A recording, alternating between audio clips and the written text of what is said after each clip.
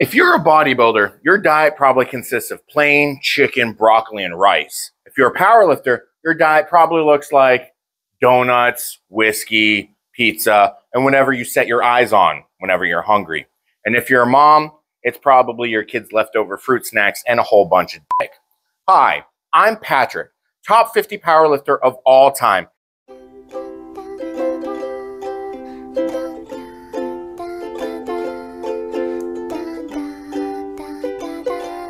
And I'm here to teach you how real powerlifters eat. It's a common saying in the strength sports community that powerlifters are just bodybuilders who like food too much. That's not true.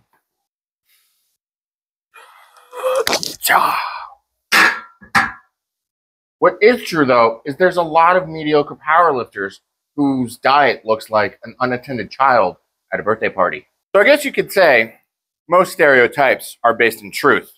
But what's separating the mediocre powerlifters from the guys at the top level? They don't just train harder than you, they eat harder too. And that's completely my business. So gone are the days of the J.M. Blakely diet and the gas station diet, where you kind of just eat whatever you can get your hands on, as long as you can just drizzle an entire bottle of olive oil on top of it. Modern day powerlifting diets look a lot more and more like just bodybuilding diets with more food. Because you've got this concept of calories in, calories out. You expend a lot of calories while performing powerlifting movements. So you got to eat a lot. Except now we're taking things a bit step further. And it's not just calories in, calories out. The calorie composition, the macronutrients that you're consuming, as well as the timing of your foods and when you eat them, and individual day meals, and this and that, and what condiments you use, and everything that you put into your body is going to affect the way that you perform. And powerlifting is a high performance endeavor, so you need a high performance diet to go hand in hand with that. But I'm not just going to give you the money shot of here's the macro breakdown of what you should be eating every single day, because then you guys aren't going to understand what's going on, and all the information is just going to go in through one ear and out the other, and it's going to get misconstrued all over the place. So what am I going to talk about today? Well, so that you guys understand what's going on behind the curtain, I'm going to break down how different macronutrients affect your body. And it's a lot more different than you would expect. And then we're going to talk about how the food selection changes the way that you approach a diet. And then lastly, you get the money shot of information as to what your macro breakdown should be and where you should be calorically. So suck it up, buttercup. We're doing this the hard way. So just rub a little dirt in it, because spit's not going to cut it. So macronutrients, or as the gym bros call it, macros, are protein, fats, and carbs. And every gym bro knows that proteins help aid in recovering from training, because when you train, you create muscle tears, tiny little micro tears in your muscles, and your body fills those with protein and scar tissue. And the more protein you take in, the better ratio of muscle fiber to scar tissue you develop in those muscles. But fats and carbs do something very similar as well, but they're not directly proportional. They're not directly included in the act of changing these micro tears into, muscle or scar tissue. See, fats and carbs are energy sources, so it's important to have both of them in your diet. But when you have them is very important, because the way that they affect your body, not just on the nutritional side, but as a systemic side, is also very important to understand.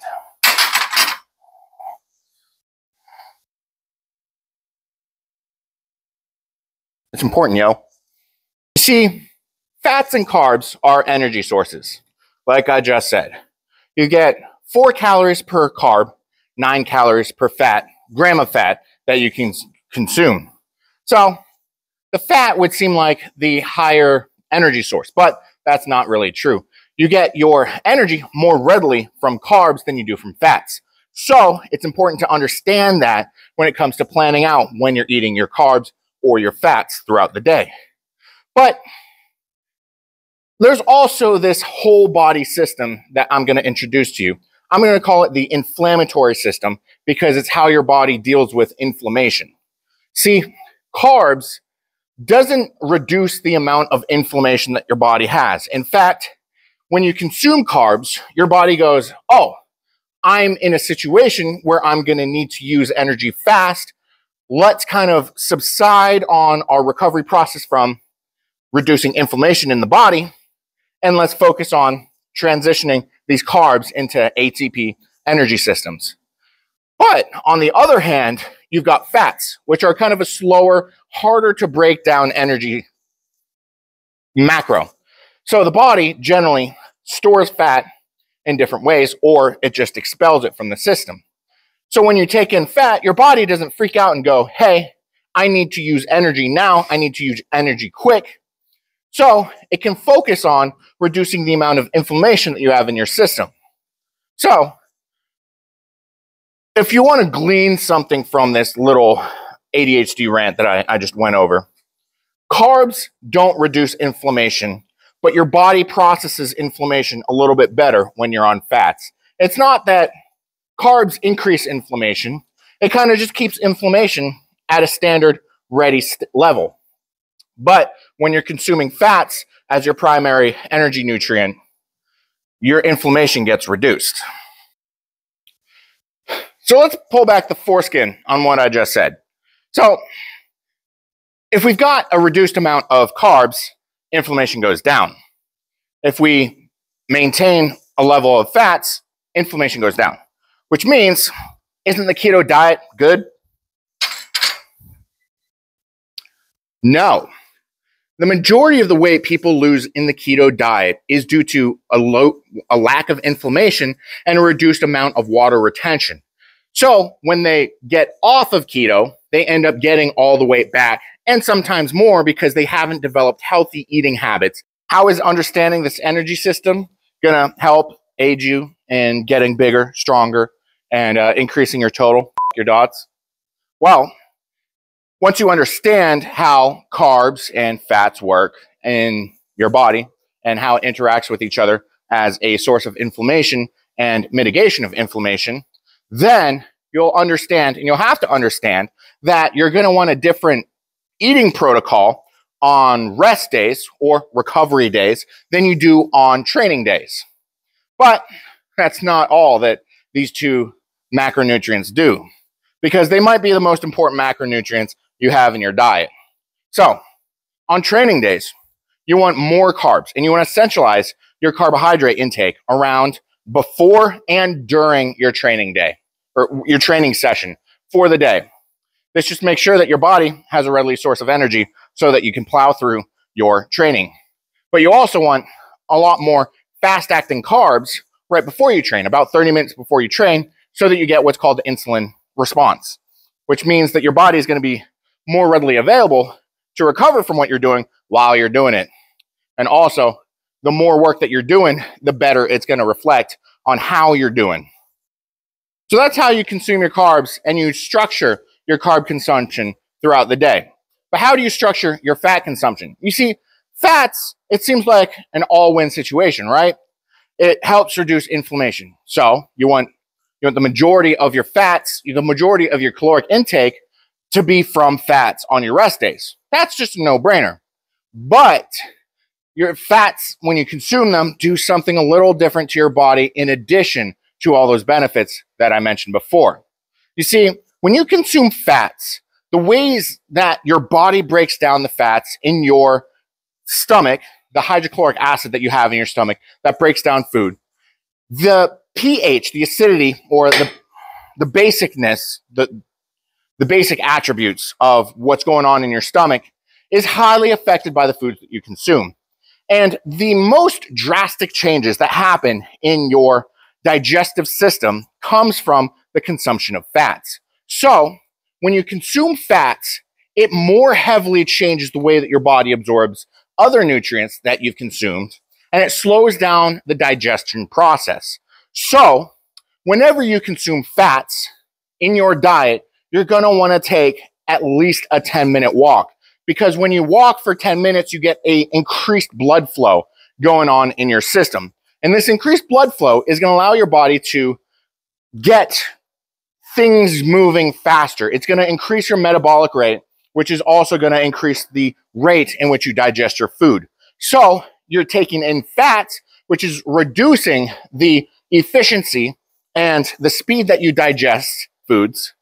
And then you kind of mitigate that by taking some sort of cardio break, a 10-minute walk, a 45-minute walk. Walk your dog.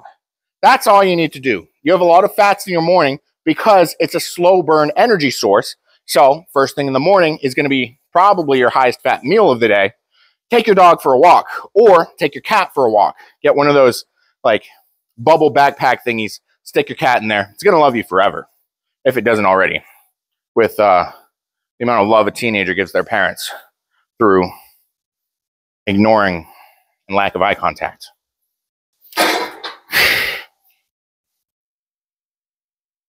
So we've broken down how the different macronutrients affect your entire body as a whole, what they do for you specifically, as well as when you should eat specific macros. With carbs, you want to eat more carbs on your training days than you do on your rest days. You kind of flip that logic and you kind of flip the amount of calories that you're consuming. You kind of swap. If you're eating like 1,000 calories worth of carbs on a training day and like a couple hundred of fats on your training day, flip-flop that on your rest days and eat about 1,000 calories of fats and a couple hundred calories of carbs.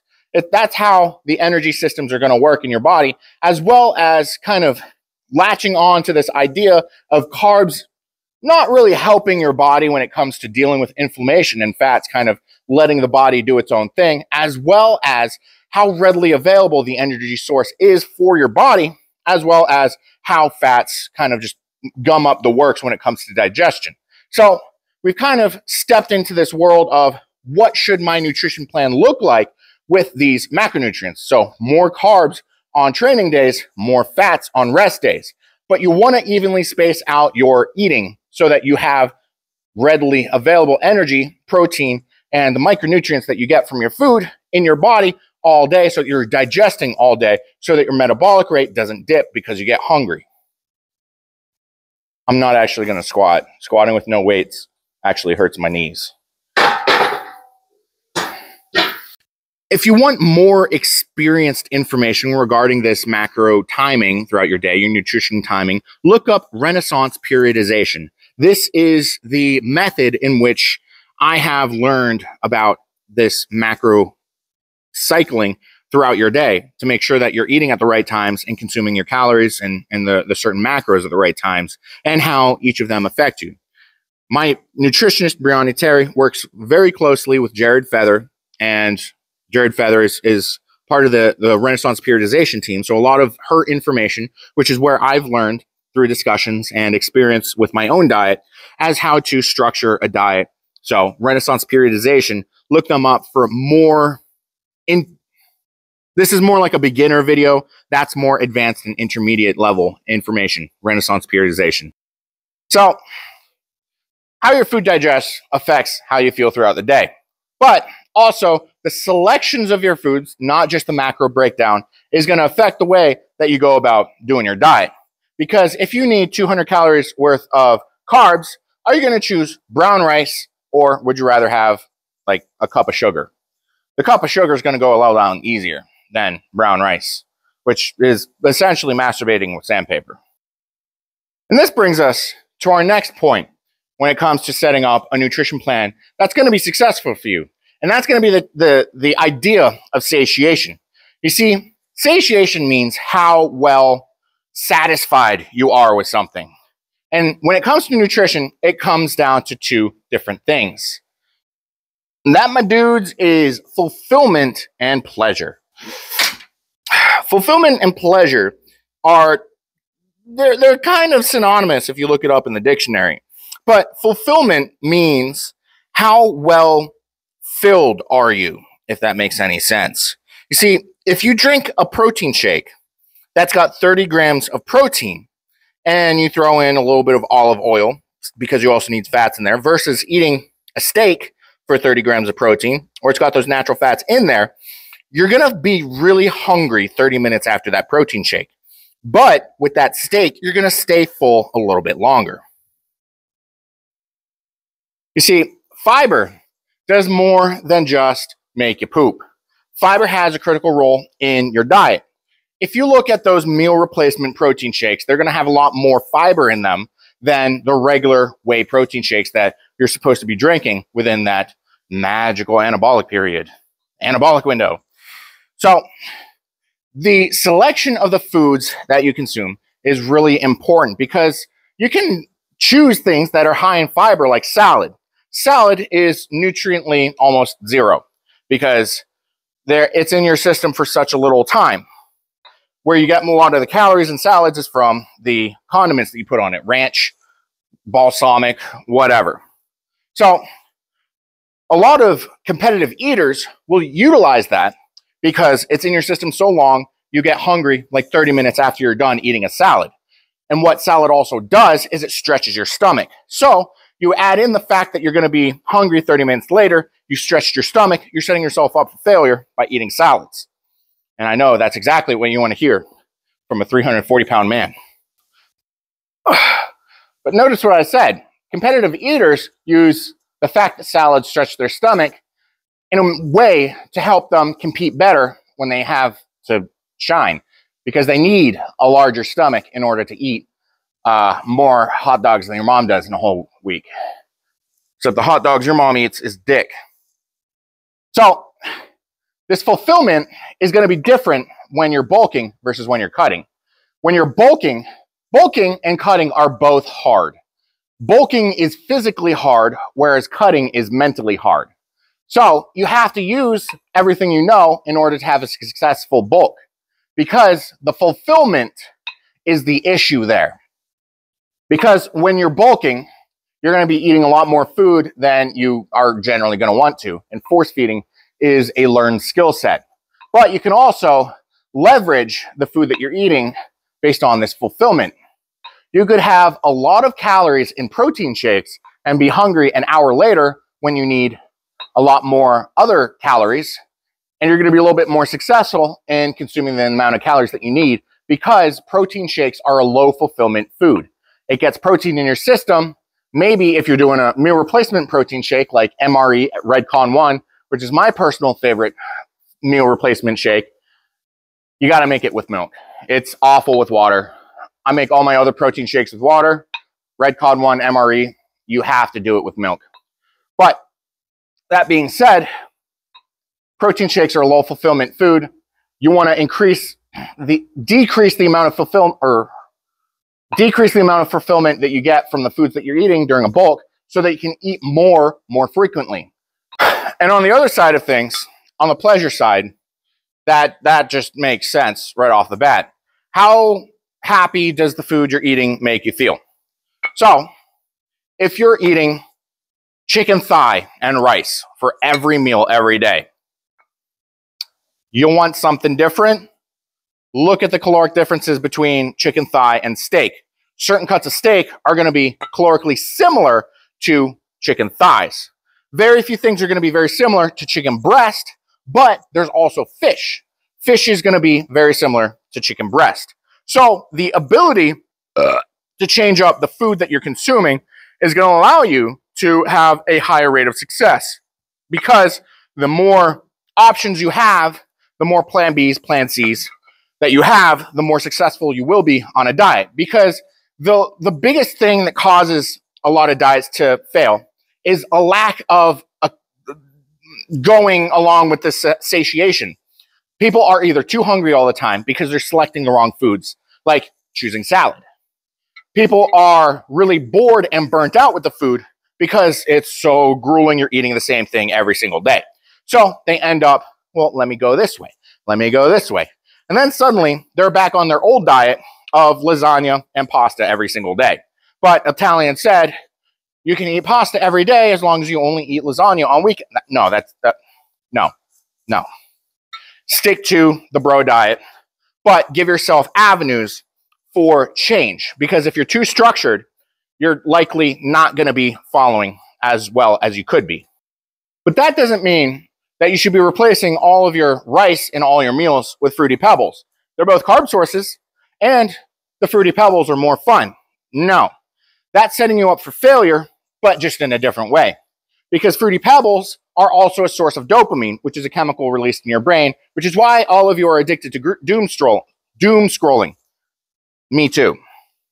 But there's a rule of thumb that a lot of bodybuilders or top-level powerlifters use during the off-season that helps them keep a clean diet all year round. Because imagine eating chicken and rice 365 days a year. That doesn't sound very fun. But the rule of 80-20 is important in keeping your sanity while on a strict diet. The rule of 80-20 means 80% clean foods and 20% fun foods. So if you are eating, let's say, beef and rice every single day, but you're like, man, I've had rice the past 400 days. I want a slice of sourdough. You got to look up the calories and the carbs. And I mean, you don't exactly have to look up the proteins because there's no such thing as having too much protein. Protein is one of those macros where if you get more protein, good. That's not a bad thing. But if you look up the carbs and fats and calories and make sure that they're similar and they're almost pretty close to 1-to-1 with your plan A approach, then you're setting yourself up for success because you want that little bit of freedom to switch out your rice for sourdough bread or a bagel or a pancake. Pancakes are in bodybuilding diets. I know a bodybuilder out there, Charlie Jung, really good, started out powerlifting. I met him at a powerlifting meet, and he's gotten into professional bodybuilding. And he will eat almost loaves of French toast. But the French toast he makes is toast with eggs. And then he'll eat that with sugar-free syrup, because sugar-free syrup is a 0-calorie substitute, pretty much. None of the calories stay in you. Sugar, alcohols, whatever, just makes you poop more. Sugar-free syrup tastes actually really good when you forget what real syrup tastes like. So for the moment you've all been waiting for, which I've been refusing to give to you guys because you're not just yoga moms who are dropping your kids off at soccer camp and banging your Pilates teacher, and you claim that you're actually following a diet because you know what macros you should be eating. Let's get into how many calories you should be eating and also what the macro breakdown should be. Also, side note, when you start eating enough, you also poop a lot because you're eating a lot. And also, if you're selecting healthy foods, you're going to have healthy poops because you're avoiding things that make indigestion because you're also thinking about that as a factor. The number one food to avoid for indigestion, if you think about it, we talked about how fats create indigestion and change the way that your tummy uses digests nutrients. Avoid oils. They are super oddly, at the organic chemistry level, their molecules are very long strains, and that's really stressful on your system, your stomach system, your digestive system to process. So if you can avoid oils as much as possible, you don't have to avoid all oils, but it's a really good idea to avoid them as much as you can. Like if you can avoid olive oil, sunflower oil, canola oil, and use butter instead, that's always a better alternative. So let's get to the meat and potatoes of things. How many calories do you need throughout a day? Luckily, the science nerds out there have done math and equations to get a rough approximate that's a pretty good approximate as to how many calories you consume in a day. And this is called the basal metabolic rate, BMR for reference, for short, for whatever. So what you do is you go on, you type in the little Google search engine, and you look up BMR calculator. It's going to ask you what your body weight is, what your age is, what your gender is, and what kind of activity level you have throughout the day.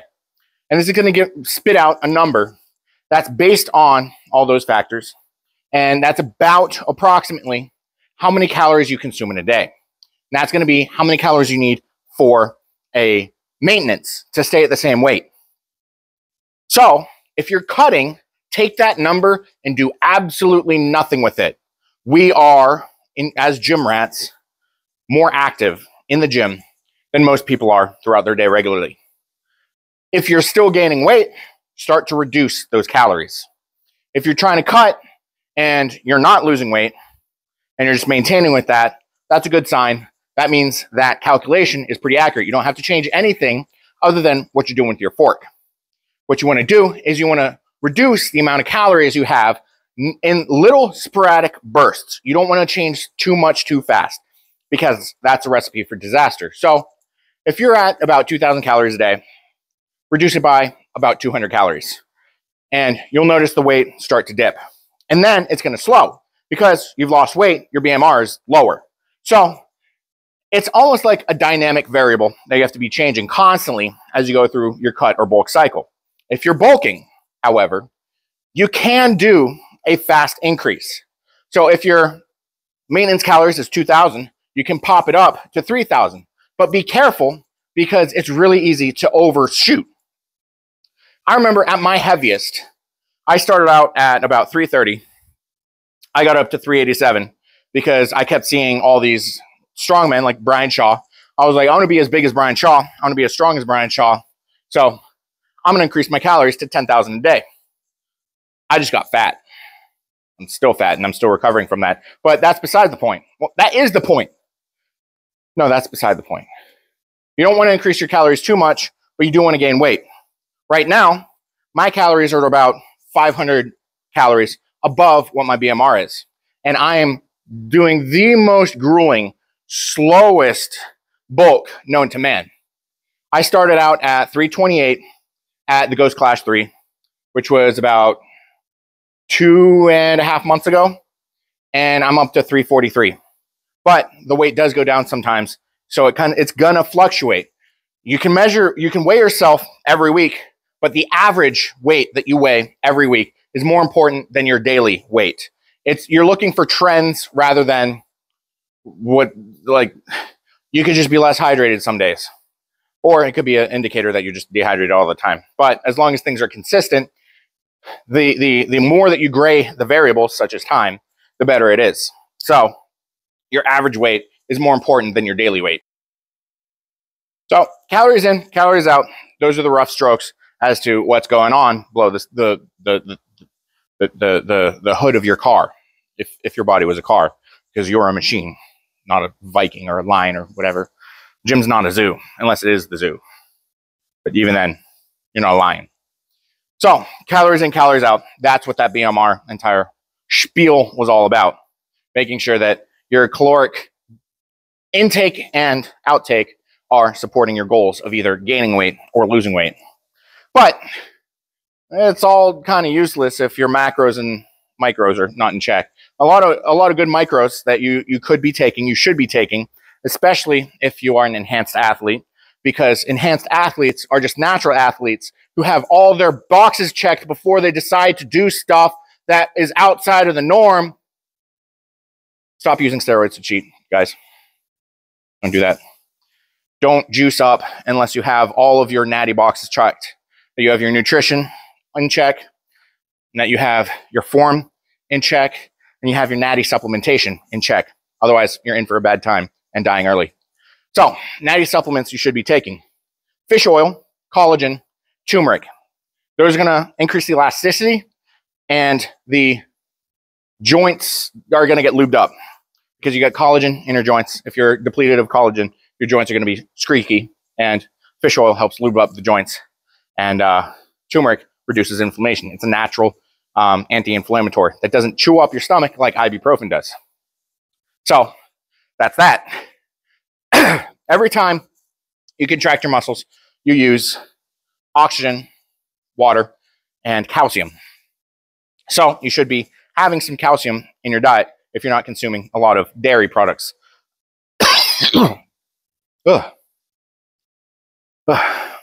Talking about losing weight got me feeling a certain way.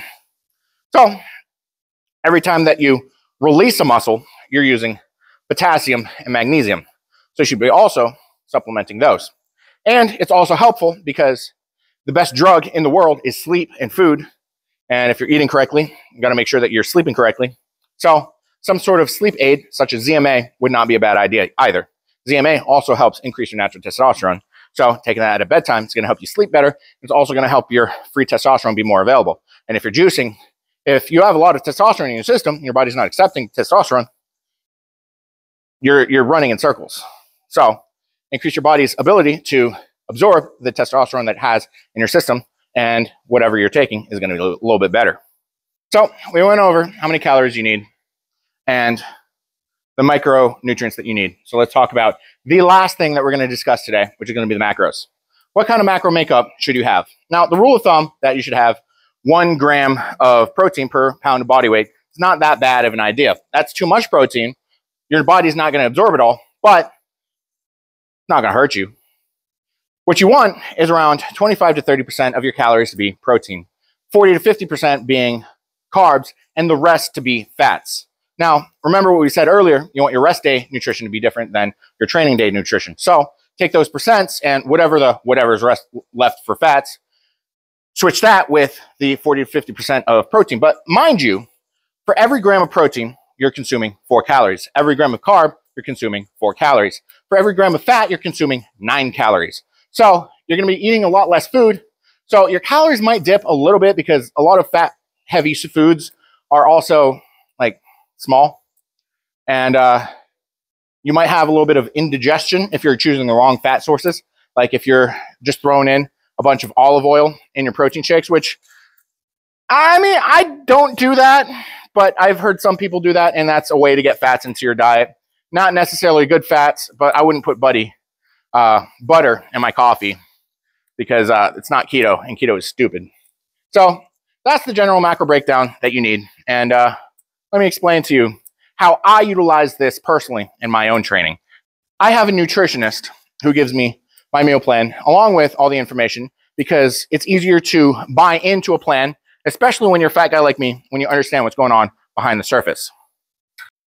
So my nutrition plan is specifically for me. I am currently on a bulk because the way that my coach and nutritionist and I have planned for my own progress in the sport of powerlifting is with body weight cycling and equipment cycling. And I'm not talking about, equipment. I'm talking about the equipment that I use on squats. So I do 2 meets a year. One meet is the heavy meet. That's the meet where I'm my heaviest body weight. That's what I'm bulking up for right now. That occurs in the fall. This time it's the American Pro 3. Whether or not it's the American Pro 4 going forward is all going to be determined on what my spring meet is. My spring meet is my lighter meet. So my heavy meet, I use wraps because I'm able to squat heavier. I'm going to have a heavier body weight. So it's going to be really cool, really fun. And everyone's going to have a good time, especially me. But my lighter meet, I'm going to be using knee sleeves because you don't squat as heavy in knee sleeves. I'm going to have a lighter body weight. This past lighter meet, which was my first iteration of this cycle, was the Ghost Clash 3. And I used sleeves on the platform for the first time. And not a good time. I have patellar tendonitis. That makes squatting awful. So I'm able to squat more in wraps because I can't feel my tendons in my patella. So they can't scream at me that they're in pain. So I'm able to kind of skip over that. But in knee sleeves, that's really relevant.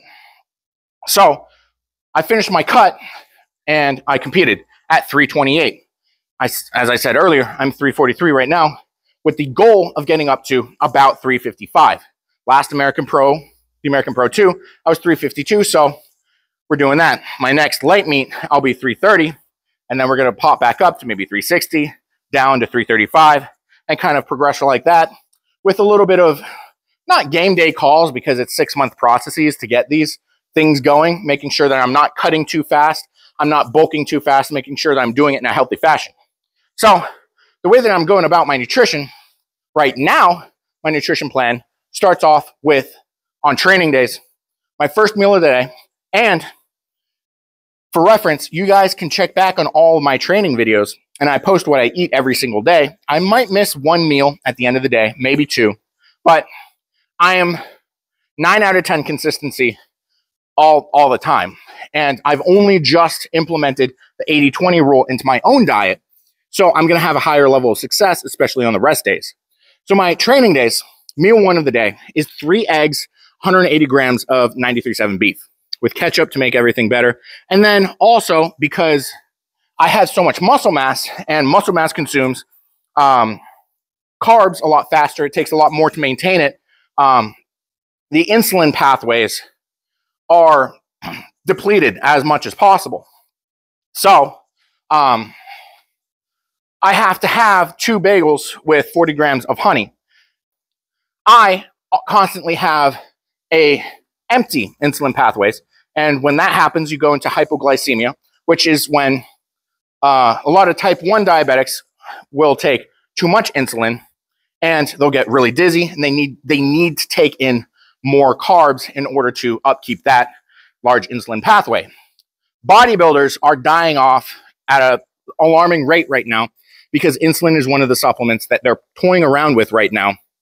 And the optimization that has to go on in order to be a professional bodybuilder right now is absurd. So they're playing around with insulin, but they're not consuming a lot of carbs, calories, and they go hypoglycemic a lot. But they can't consume extra calories, extra carbs, because that doesn't fit their progression needs. So they end up passing out, they go hypoglycemic, and they die. Like Dallas McCarver was so hypoglycemic, he tried eating a bagel, couldn't swallow. So, and he choked on that bagel and died. And that was back in, what, 2016, I think? It was the gift to bodybuilding. So I need to consume 2 bagels with 40 grams of honey, because right after that meal, because I've got beef and eggs, which are both high in fat, I go on a walk. And I take Buddy on a 45-minute walk. It's supposed to be 10 minutes, but a little extra cardio never hurt anyone. And I was struggling a little bit because I was getting hypoglycemic, mild levels of hypoglycemia. So we added in the bagels with honey. Meal 2 of the day, which is my pre-training meal, is a high carb meal. We've got 16 ounces of fat-free Fairlife milk. That's very low fat-wise. I mean, it's fat-free Fairlife milk with reduced carbs, increased protein, along with 200 grams of cereal. Any cereal less than 4 grams of fat, because we don't want that fat gumming up the works. So we're basically shoving a bunch of cars on our insulin highway with this meal, giving us an insulin response right before we're about to train. So your body wants to push those cars along as fast as possible, so you're getting more efficient energy, better energy, keeping that metabolism going. You don't get depleted as quickly because you're just shoving a bunch of cars down that highway and you don't have a traffic buildup. So that's when you want the majority of your carbs. While I'm training, I have 75 grams worth of carbs through an intra-training shake. That could be protein, or not protein. I also have 50 grams of protein from whey after that cereal, just to get protein into that meal a little bit better. And then while I'm training, 75 grams of carbs through an intra-training. There's carb powders out there. There's Gatorade powder. And I'm supposed to have essential amino acids with that, along with 10 grams of creatine. When I get home from the gym, I have 400 grams of white rice, which I prep daily right before I go to the gym after my cereal meal. And I have 245 grams of chicken breast. And I prep those. I prep about 6 pounds of chicken breast at a time. It gives me like just under a week's worth of chicken breast if I'm as strict as possible.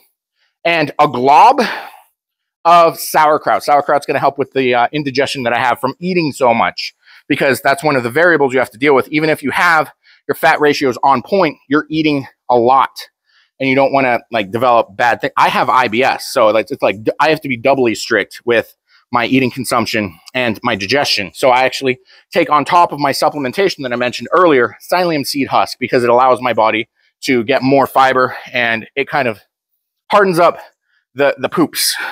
Otherwise, I'll be peeing out of my butthole 8 times a day. 8 times a day. You know how much white burn you get from pooping 8 times a day? It's absurd. So I have that meal. I put some Himalayan pink salt on it for a bit of pizzazz, a little flavor. And the goat, when it comes to condiments, when you're trying to cut, when you're trying to stay clean, is mustard. Mustard has 0 calories. Yellow mustard has 0 calories. I use honey mustard, which has a little bit of carbs going on there, but it's not too bad. So that's my post-training meal. And then about 2 to 3 hours later, I have my dinner meal, which is 400 grams of rice again. So I actually cook up 2 cups of dry rice, which cooks up to about 800, probably 820, 825, maybe 840, depending on how strict I am with the efficiency of my measuring cup of rice. So I have 800 grams worth of rice every day.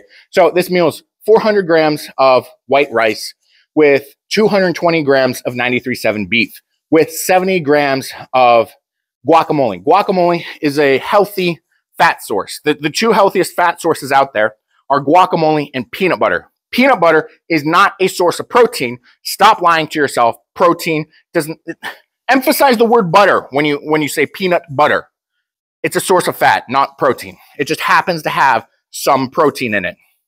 So that's my evening meal. I do put some Himalayan pink salt on that for a little bit of pizzazz, but the guacamole, for the most part, I mean, it's supposed to be avocado. But I asked my nutritionist, hey, can I sub the avocado for guacamole since it's a guacamole, since guacamole is an avocado-based sauce? And she said, absolutely. That's a smart usage of your brain. It's rare that I have those. So that's my dinner. And then right before bed, I'm supposed to have a bagel and a half with jelly. There's 50 grams of jelly.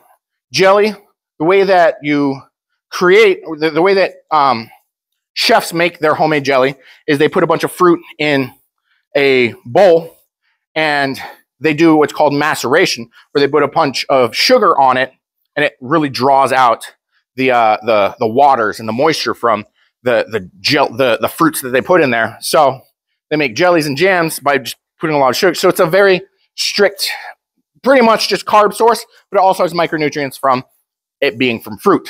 So it's a high carb end of day meal so that I can fuel my sleep. I'm fueling my sleep. Now, I haven't been super strict with that one. You can notice that I hesitated saying what that one is because I've been kind of lazy and jelly is really messy in my beard. So I've been doing cream cheese, which is a fat source. So I'm fueling my sleep, but not the way that I'm supposed to. And I need to get better on that. So that's my training day meals. And my rest day meals are pretty much are not as strict. My rest day meals, on my rest days, I make these videos. I also work Uber Eats, so I'm out in my car all the time. So my breakfast is 6 eggs with a bagel, maybe 2 bagels. So I'm getting that carb spike in the morning with a lot of fats to fuel my day. And then 2 to maybe 3 times a day, I have 75 grams of protein from whey with about 75 grams of carbs from like Gatorade or carb powder and a banana. So I get a lot more carbs in that meal than I do protein, but I'm still getting my protein. So I said 2 to 3 because I'm only supposed to do that once, but I have 2 free, like not free meals, but I get my macros sent to me and I'm allowed to choose what I eat on those meals. But when I'm out and about, I like liquid calories the best. And I have to eat 3 times, maybe 4 times in 8 hours, maybe 6 hours. And I like having that low satiety, that low fulfillment while I'm driving because it keeps me motivated to do it, because if I'm hungry, I think I'm poor. And if I think I'm poor, I'm going to work harder. A little bit of mental manipulation going on there. And then I have 7 to 8 ounces of pasta dry. That's the dry weight before I cook it up, with 220 grams of 93.7 beef and 360 grams of Prego traditional pasta sauce. And that's my dinner. I do put some mozzarella in there just to get a little bit extra fat in there. I'm not supposed to do that. It just allows it to go down easier. I need to reduce the amount of cheese to 0, but slowly. You don't want to get, because I mean, your body reacts to cheese the same way that it reacts to heroin. So, I mean, you don't want to give yourself withdrawals from cheese. And then, end of the day, the same dinner meal where it's 2 or 1.5 bagels. I do 2 bagels because I hate having half bagels around with jelly. And that last meal of the day, I also have a protein on both days, a protein shake, 50 grams of protein. So that's my personal eating day. And you can fact check that this is actually what I do with all the vlogs that I post. I post every single training day just so that you guys see what it's like to be a high-level powerlifter going out throughout their day. And also, I rant a lot about how life exists. But I've been talking way too much. This video is probably the longest educational, informational, evergreen content that I've given you guys thus far in this style of video. So I hope you guys enjoyed it. If you have any questions, leave them down below. If you have any suggestions for future videos, this video was actually a suggestion from a viewer like you in my last video. So the more suggestions you guys give, the more frequent I'm able to do these, because I do not remember exactly what questions I had when I was first lifting, and I want to be the channel that I wish I had when I first started lifting, that would answer all the questions that I used to have when I was a beginning powerlifter and have since learned all the answers to. So as always, this is Patrick, Full Primal Power. Your mom probably misses me. Tell her I said hi. Like, comment, subscribe. Send to your friend whose nutrition plan is not on point, so that they can stop dragging you and your entire crew behind. So insert a witty outro here. Patty out.